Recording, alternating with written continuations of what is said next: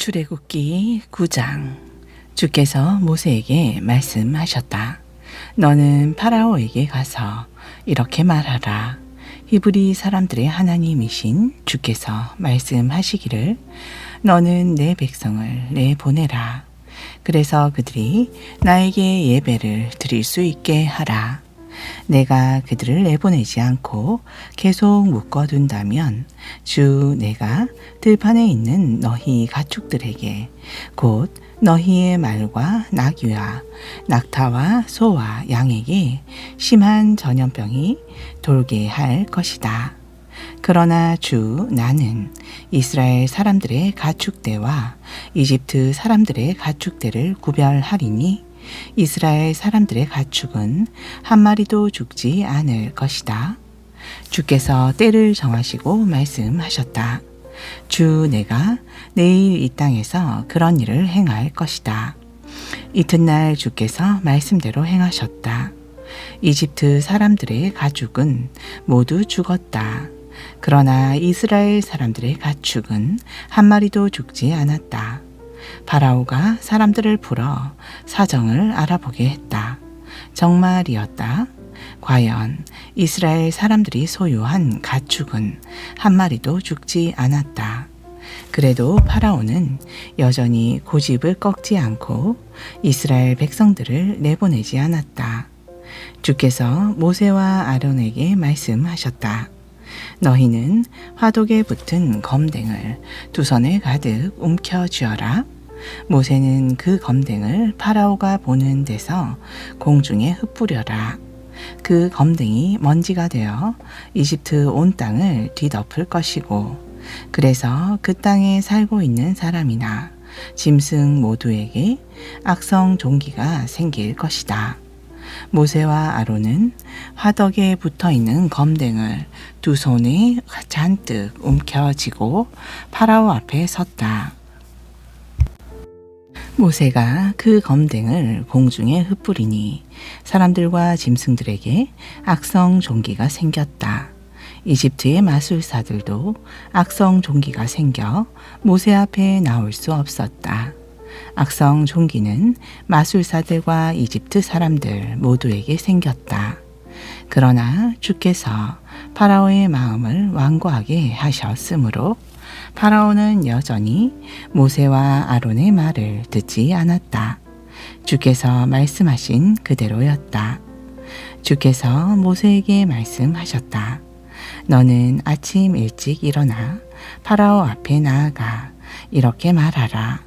히브리 사람들의 하나님이신 주께서 말씀하시기를 너는 내 백성을 내보내어 그들이 나에게 예배를 드릴 수 있게 하라. 그렇게 하지 않으면 내가 온갖 재앙을 너와 내 신하들과 내 백성에게 내릴 것이다. 그래서 나와 같은 이가 온 천하에 없다는 사실을 너희로 알게 하겠다. 내가 손을 뻗어 너와 내 백성들을 전염병으로 쳤더라면 너희는 이 땅에서 흔적도 없이 사라졌을 것이다. 내가 너를 그냥 놓아두는 것은 나의 권능을 너에게 보여 온 누리에 내 이름이 널리 알려지도록 하기 위함이다. 너는 여전히 내 백성을 업신여겨 그들을 내보내지 않는구나. 내일 이맘때쯤 내가 엄청난 우박을 퍼부을 것이다. 이집트라는 나라가 생긴 이래로 그토록 엄청난 우박은 처음이 될 것이다. 너는 이제 내 가축과 들판에 있는 모든 것들을 다 모아서 안전한 곳으로 대피시켜라. 대피하지 못하고 들판에 있다가는 사람이나 짐승이나 모두 우박에 맞아 죽을 것이다. 파라오의 신하 가운데서 주의 말씀을 두려워한 사람들은 자기가 부리는 노예들과 가축들을 집 안으로 피신시켰다. 그러나 주의 말씀을 무시한 자들은 자기가 부리는 노예들과 가축들을 들판에 그냥 두었다. 주께서 모세에게 말씀하셨다. 너는 하늘을 향해 손을 뻗어라. 그러면 우박이 이집트 땅 방방곡곡에 쏟아져 내릴 것이다. 사람과 동물은 물론 이집트 온 들판에서 자라고 있는 푸성기 위에 우박이 쏟아져 내릴 것이다. 모세가 하늘을 향해 지팡이를 뻗치자 주께서 천둥과 함께 우박을 쏟아 부으셨다. 또 벼락이 땅에 떨어졌다. 이렇게 주께서 우박을 이집트 땅 위에 쏟아 부으셨다. 우박이 쏟아져 내리고 번개가 번쩍거렸다. 나라가 생긴 이래로 이집트 온 땅에 그토록 심한 우박이 쏟아져 내린 적이 없었다. 이집트 온 땅에 쏟아진 우박은 사람과 가축을 비롯한 들판에 있는 모든 것들을 내리쳤다. 들판의 온갖 푸성귀가 우박에 맞아 죽었다. 들판의 나무들도 모두 부러졌다. 하지만 이스라엘 사람들이 살고 있는 고세인 땅에는 우박이 전혀 내리지 않았다. 파라오가 모세와 아론을 불러들여 말했다. 이번에는 내가 정말 죄를 지었다. 주께서 오르시고 나와 내 백성이 나빴다. 이제 주께 빌어다오. 천둥과 우박이 그만 그치게 해다오. 내가 너희를 보내주겠다. 너희는 더 이상 여기에 머물지 않아도 된다. 모세가 파라오에게 말했다. 이 성을 벗어나는 대로 저는 주를 향해 손을 뻗어 기도하겠습니다. 그러면 천둥이 멎고 우박도 더 이상 쏟아지지 않을 것입니다. 이로써 왕께서는 이 세상이 주 하나님의 것임을 알게 되실 것입니다. 하지만 아직도 왕과 왕의 신하들이 주 하나님을 두려워하지 않고 있다는 사실을 저는 잘 알고 있습니다. 그때는 보리 이삭이 나오고 삼꽃이 피일 무렵이었으므로 그것들이 모두 망가졌다. 밀과 쌀보리는 아직 이삭 팰 때가 되지 않았으므로 그것들은 별 피해가 없었다. 모세는 파라오에게서 물러나 성 밖으로 나왔다. 모세가 주를 향해 손을 뻗치니 천둥과 우박이 그치고 비도 더 이상 내리지 않았다. 파라오는 비와 우박과 천둥이 그친 것을 알고는 다시 죄를 지었다. 파라오와 신하들의 마음이 완고해졌다. 마음이 완고해진 파라오는 다시 고집을 피워 이스라엘 백성들을 내보내려 하지 않았다. 주께서 모세를 통해 말씀하신 그대로였다. 10장 주께서 모세에게 말씀하셨다. 너는 파라오에게 가라. 내가 파라오와 그의 신하들의 마음을 완고하게 한 것은 파라오 앞에서 이런 기적의 표징들을 보여주기 위해서였다. 너희는 내가 이집트에서 한 일들과 이집트 사람들에게 보인 이적의 표징들을 너희 자손 대대로 이야기할 수 있을 것이고 내가 주라는 사실을 알게 될 것이다. 모세와 아론이 파라오에게 가서 말했다. 히브리 사람들의 하나님이신 주께서 이같이 말씀하시기를 너는 언제까지 내 앞에서 목을 빳빳이 세우고 있을 작정이냐? 너는 내 백성을 내보내어 그들이 나에게 예배를 드릴 수 있게 하라. 내가 이번에도 내 백성을 내보내지 않는다면 나는 내일 내 나라에 메뚜기 떼를 보낼 것이다. 메뚜기 떼가 이집트 온 땅을 뒤덮어 땅바닥이 보이지 않게 될 것이다. 메뚜기 떼는 우박을 맞고도 아직 남아있는 것들을 모두 먹어치울 것이고 들에서 자라는 나무들도 다 먹어치울 것이다. 너의 궁궐과 내 모든 신하들의 집들과 온 이집트 사람들의 집들이 메뚜기 떼로 넘쳐날 것이다. 그런 엄청난 메뚜기 떼는 내 아버지와 내 아버지의 조상들이 이 땅에 살기 시작한 이래로 지금까지 한 번도 본 적이 없는 것이 될 것이다. 모세는 발길을 돌려 파라오에게서 물러나왔다. 파라오의 신하들이 파라오에게 말했다. 우리가 언제까지 저자 때문에 골치를 썩어야 합니까? 저들을 내보내어 저들이 자기들의 하나님인 주께 예배를 드리도록 하십시오. 폐하께서는 우리 이집트가 망한 것을 아직도 모르십니까? 모세와 아론이 파라오 앞에 다시 불려갔다. 파라오가 그들에게 말했다. 가라, 가서 너희 하나님인 주께 예배를 드려라. 그래, 갈 사람들은 누구냐? 모세가 대답했다. 어린아이든 노인이든 여자든 남자든 모두 가야 합니다. 우리의 양떼와 소떼도 다 데리고 가야 합니다. 우리 모두가 주의 절기를 지켜야 하기 때문입니다. 파라오가 모세와 아론에게 말했다. 도대체 무슨 소리를 하고 있는 거냐? 내가 너희를 보내주겠다고 하니까 여자들과 아이들까지 모두 데리고 가겠다고? 이제 보니 너희가 못된 음모를 꾸미고 있는 것이 분명하구나. 그건 안 된다. 너희는 남자들만 나가서 너희 주께 예배를 드려라. 애초 너희의 요구사항이 그것이 아니었느냐. 모세와 아론은 파라오 앞에서 쫓겨나왔다. 주께서 모세에게 말씀하셨다. 너는 내 손을 이집트 땅 위에 뻗으라.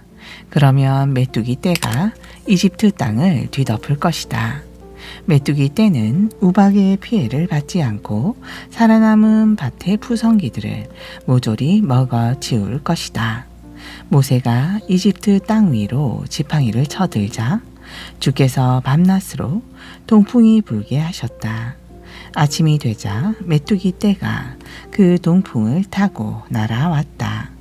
메뚜기 떼는 이집트 온 땅을 습격하여 이집트 방방곡곡에 메뚜기 떼가 내려앉지 않은 곳이 없었다.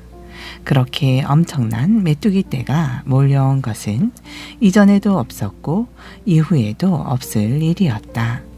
메뚜기 떼가 온 땅 위에 깔려 땅이 시커멓게 보일 정도였다. 메뚜기 떼는 우박에서 살아남은 밭의 푸성기들과 나무의 열매들을 모조리 먹어치웠다. 밭의 푸성기든 나무든 푸른빛을 띤 것이라고는 이집트 온 땅에서 아무것도 남아있지 않았다. 파라오가 모세와 아론을 급히 불러들여 말했다. 내가 주 너희 하나님과 너희에게 정말 죄를 지었다.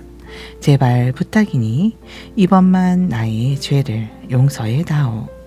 주 너희 하나님께 이 엄청난 재앙을 물리쳐 달라고 빌어다오.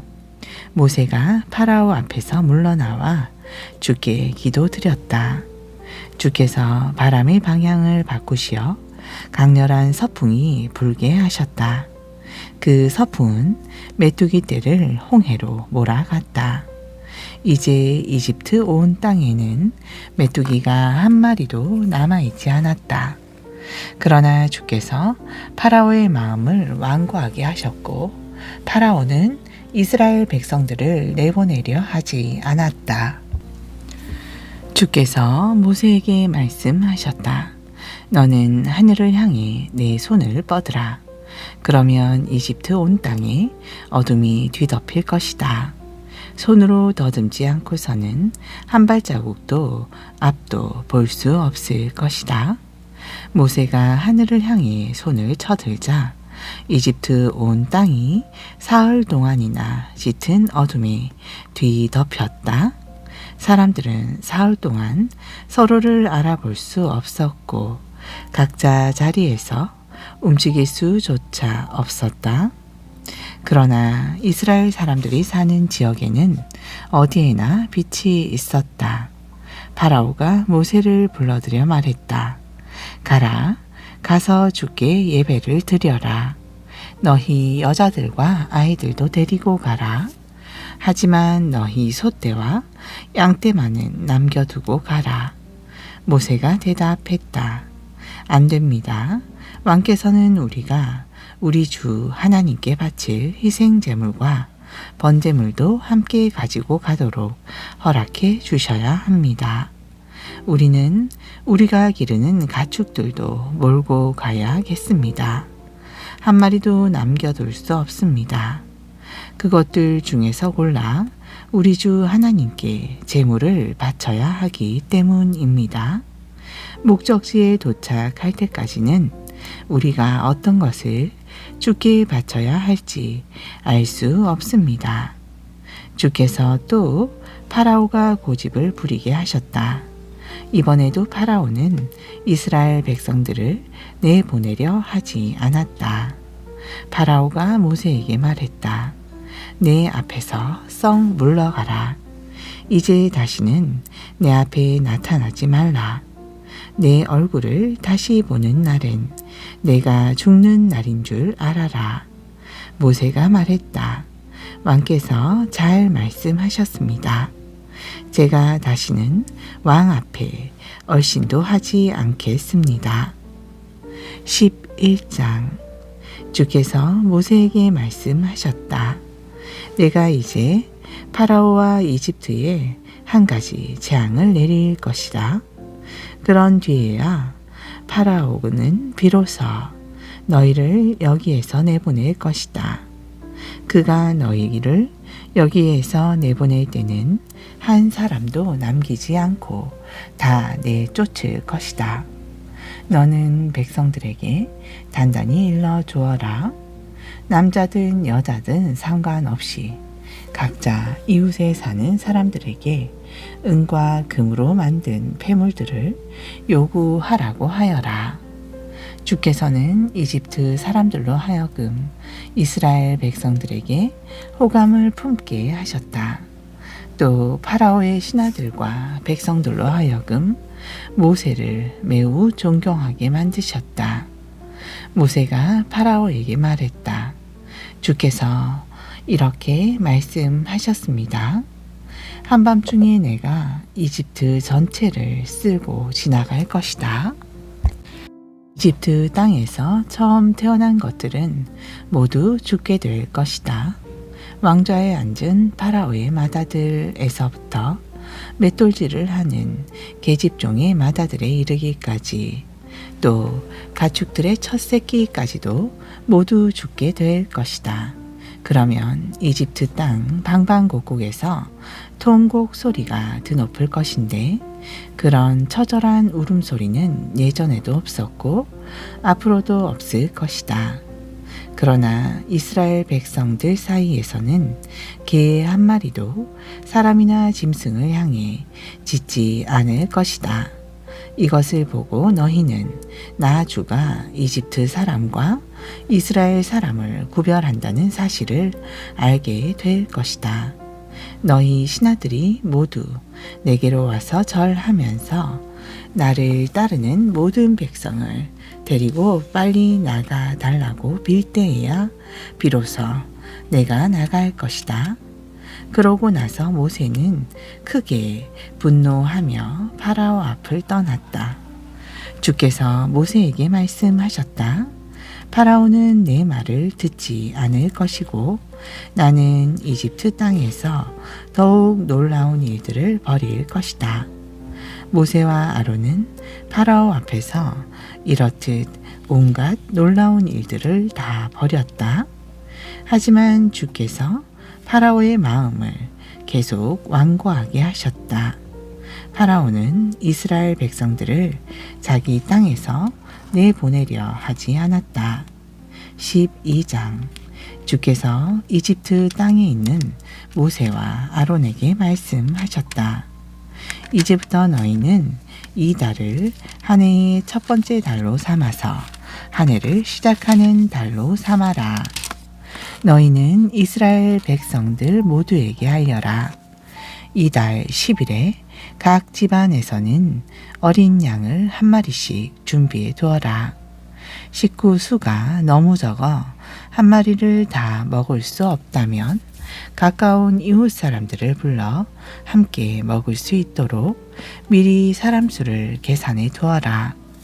너희 짐승은 양이든 염소든 상관없지만 반드시 1년 된 수컷으로 흠이 없어야 한다. 이달 14일까지 너희는 그 짐승을 잘 간수해 두었다가 그날 해걸음에 이스라엘 백성들 모두가 모여서 그 짐승을 잡아야 한다. 그 짐승의 피를 좀 받아다가 그 고기를 먹을 사람들이 사는 집의 좌우 문설주와 상인 방에 그 피를 발라야 한다.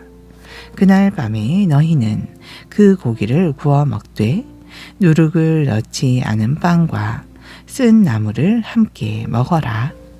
그 고기를 날 것으로 먹거나 삶아 먹으면 안 된다. 너희는 그 고기의 머리와 다리와 내장까지 모두 불에 구워 먹어라. 너희는 그 고기를 아침까지 남겨두어서는 안 된다. 아침까지 남은 고기가 있으면 반드시 불에 태워 없애야 한다. 그 고기를 먹을 때 너희는 이렇게 해야 한다. 너희 허리에 띠를 띠고 발에 신을 신고 손에 지팡이를 든 채로 서둘러 먹어라. 이것이 나주의 유월절에 지켜야 할 것들이다. 그날 밤에 나는 이집트 땅을 두루 다니며 처음 태어난 것들은 사람이든 짐승이든 가리지 않고 모두 죽일 것이다. 이집트의 모든 신들에게 벌을 내릴 것이다. 나는 주다. 너희 집의 문설주와 상인방에 바른 피는 너희가 그 집에 살고 있다는 표시다. 그 피를 보면 나는 그 집을 건너뛸 것이다. 내가 이집트 땅을 칠 때 너희에게는 어떤 재앙도 미치지 않을 것이다. 이날은 너희가 기념해야 할 날이다. 너희는 이 날을 주의 절기로 삼아 자자손손 영원한 규례로 지켜야 한다. 너희는 7일 동안 누룩을 넣지 않은 빵을 먹어야 한다. 첫날에 너희 집에 있는 누룩을 모두 치워라. 첫날부터 1회째 되는 날까지 누룩 넣은 빵을 먹는 사람은 누구라도 이스라엘 백성으로 취급될 수 없다. 첫날에 너희는 거룩한 모임을 열어라. 이렛날에도 거룩한 모임을 열어라. 첫날과 이렛날에는 각자 자기가 먹을 음식을 장만하는 일 말고는 아무 일도 하지 말아라.